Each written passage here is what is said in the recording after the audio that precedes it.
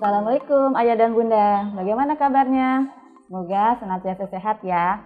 Perkenalkan, saya Dr. Diah Pramita, salah satu dokter spesialis anak di Rumah Sakit Ibu dan Anak Tambak. Pada kesempatan kali ini, saya akan berbicara mengenai kejang demam pada anak ya, dan cara penanganannya. Nah, kejang demam ini seringkali merupakan kejadian yang cukup menakutkan ya pada sebagian besar orang ya, khususnya orang tua ya. Ini merupakan hal yang buat orang tua cemas ya dan khawatir ya. Juga biasanya sering membuat panik. Nah, padahal kejadian kejang demam ini cukup sering ya dijumpai pada anak. Nah, sebenarnya apa sih kejang demam itu dan bagaimana menanganinya? Apakah berbahaya? Nah, mari ya kita simak ya video ini.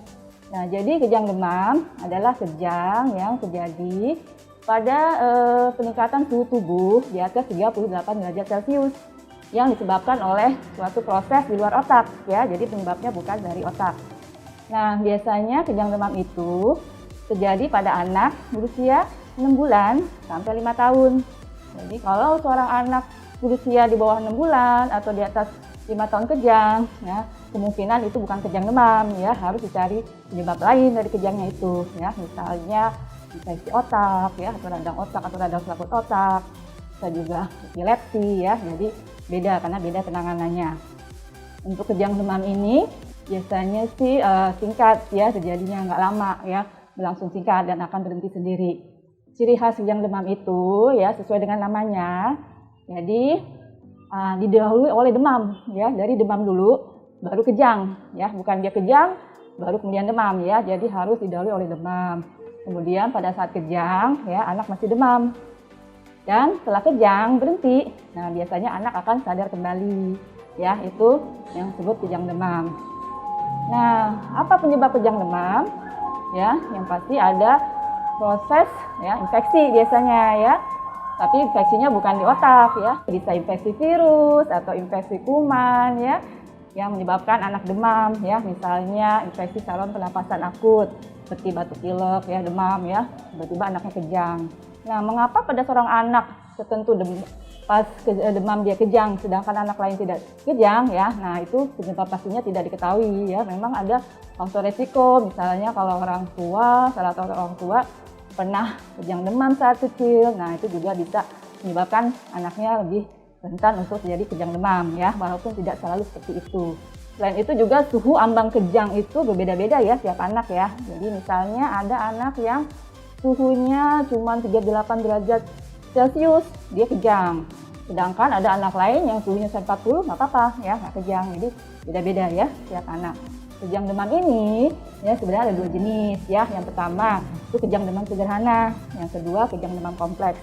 Untuk kejang demam sederhana itu biasanya berlangsungnya singkat, tidak sampai 15 menit ya. Biasanya nggak nyampe 5 menit juga kejangnya akan berhenti ya.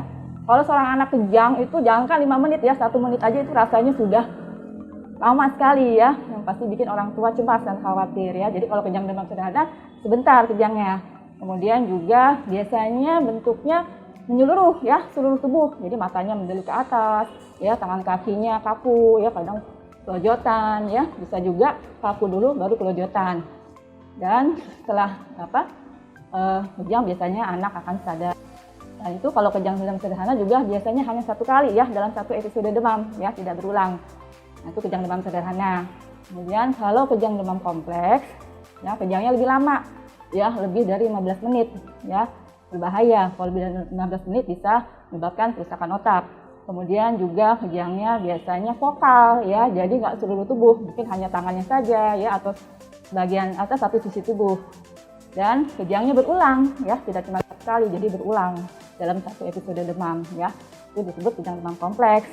Nah, untungnya, masih untung ya, kalau anak kejang demam, sebagian besar itu kejang demamnya sederhana ya, 80% itu sebagian besar memang kejang demam sederhana ya, jadi biasanya tidak berbahaya. Nah, apa yang mesti dilakukan orang tua ya bila menghadapi seorang anak dengan kejang?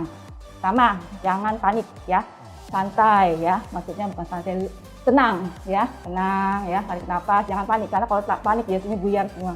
Kemudian letakkan anak di posisi yang aman ya, jauhkan dari benda-benda yang berbahaya. Selanjutnya anak ditidurkan ya, dibaringkan, miringkan, supaya kalau misalnya ada sesuatu dalam mulutnya ya, makanan atau minuman ya, bisa keluar ya dan tidak menyebabkan anak tersedak. Dan itu diperhatikan ya, jalan nafas anak ya, nafasnya jangan terganggu supaya anak bisa bernafas dengan lega. Kemudian kalau misalnya bajunya ada yang ketat, dilonggarkan. Nah, jangan coba-coba memasukkan sesuatu ke dalam mulut anak ya, misalnya seperti sendok ya, jari tangan ya. Kadang-kadang ada yang kasih minum anaknya, ada yang dikasih kopi ya, karena ada mitos katanya kalau anak kejang dikasih kopi ya, jangan ya, itu tidak boleh, berbahaya.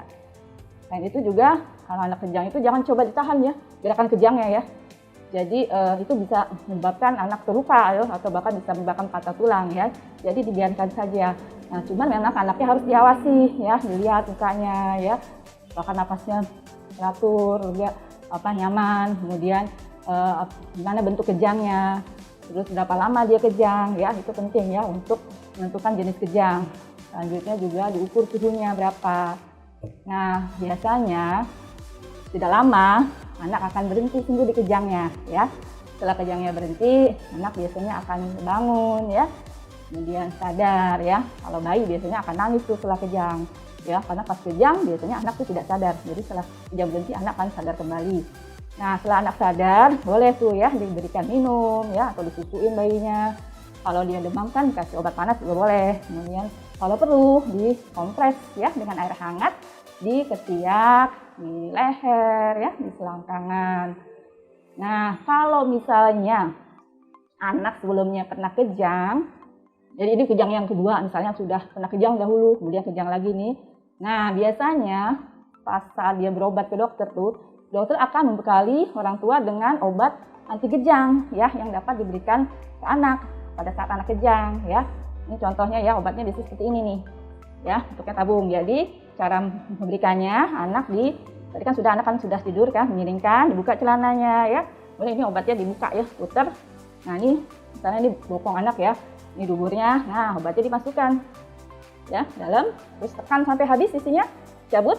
Nah, kemudian bokongnya ditekan lagi ya, supaya obatnya nggak keluar. Nah, biasanya tidak lama kemudian anak kejangnya akan berhenti ya, biasanya nggak sampai 1 menit tuh kejangnya berhenti. Nah, setelah itu, nah baru ya, setelah kejang berhenti, seperti tadi ya, kalau demam kasih obat panas ya, kasih minum, kompres. Nah, kapan ya anak yang kejang itu harus dibawa ke rumah sakit atau ke dokter? Misalnya pertama, kalau kejangnya 5 menit nggak berhenti-berhenti ya. Kemudian kalau setelah kejang anaknya kok nggak sadar-sadar, kayak tidur terus, dibangunkan susah. Ya, misalnya ada gejala lain, kok anaknya kayaknya gerakannya kok kayak lumpuh gitu ya, atau ada keluhan jadi muntah-muntah anaknya.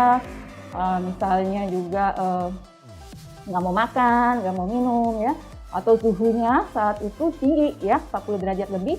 Nah, itu harus bawa ya ke rumah sakit ya, atau ke dokter terdekat. Selain itu juga untuk kejang yang pertama kali sebaiknya juga dibawa ya berobat ya, karena untuk dipantau ya, juga ditentukan juga nih tipe kejangnya seperti apa ya untuk kejang pertama kali. Nah, kejang demam ini ya, ini masih bisa berulang ya sampai anak berusia 5 tahun. Nah, ada beberapa faktor yang menyebabkan kejang demam lebih gampang berulang. Misalnya tadi kalau misalnya ada faktor resiko di keluarga ya yang pernah kejang demam. Kalau misalnya saat kejang pertama kali ya, anak umurnya masih kecil ya, 1 tahun ya, lebih muda atau ya. Kalau misalnya saat kejang pertama kali suhu tubuhnya tidak terlalu tinggi ya, demamnya hanya 38 dia kejang. Kalau misalnya saat timbul kejangnya itu dia tidak lama setelah dia demam. Jadi bisa dia demam nih, baru 1 jam kemudian dia kejang ya. Nah, itu lebih mungkin untuk berulang kejangnya ya dibandingkan anak-anak yang lain.